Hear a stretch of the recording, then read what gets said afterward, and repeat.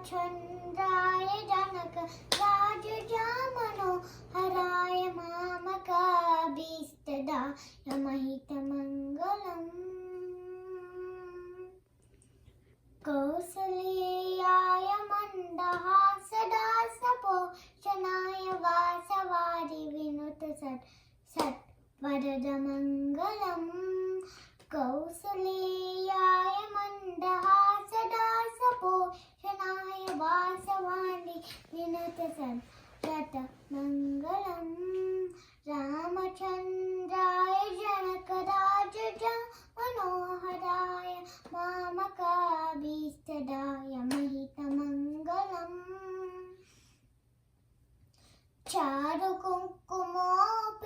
चारुकुङ्कुमोपेतचन्दनानि चर्चिताय हारकटकशोभिताय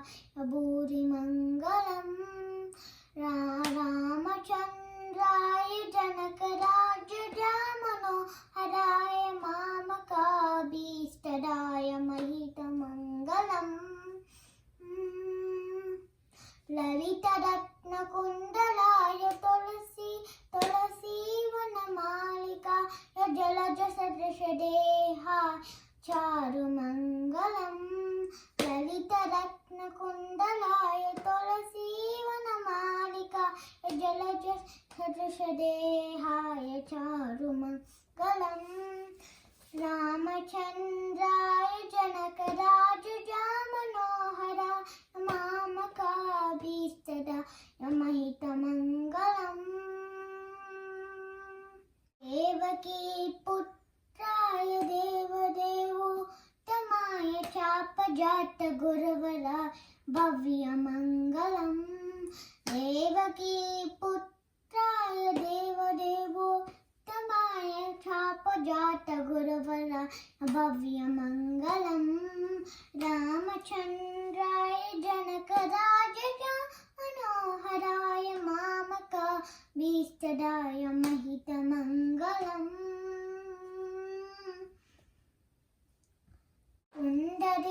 पुण्डरीकाक्षाय पूर्णचन्द्राहनाय अण्डजातवाहनाय अतुलमङ्गलम् पुण्डरीकाक्षाय पूर्णचन्द्राहनाय अण्डजातवाहनाय अतुलमङ्गलम् रामचन्द्राय जनकराजमनोहराय मामकाभीष्टदाय महितमङ्गलम्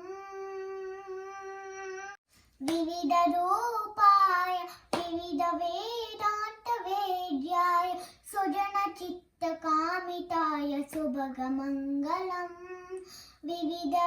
विविधरूपाय विविधवेदान्तवेद्याय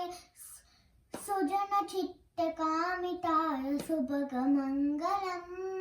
रामचन्द्राय जनकराजमनोहराय मामकाभीष्टदाय महितमङ्गलम् रामदासमृदुलहृदय तामरसनिवासाय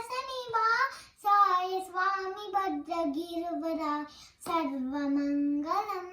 रामदासमृदुलहृदय तामरसनिवासाय स्वामी भद्रगिरिवराय सर्वमङ्गलम्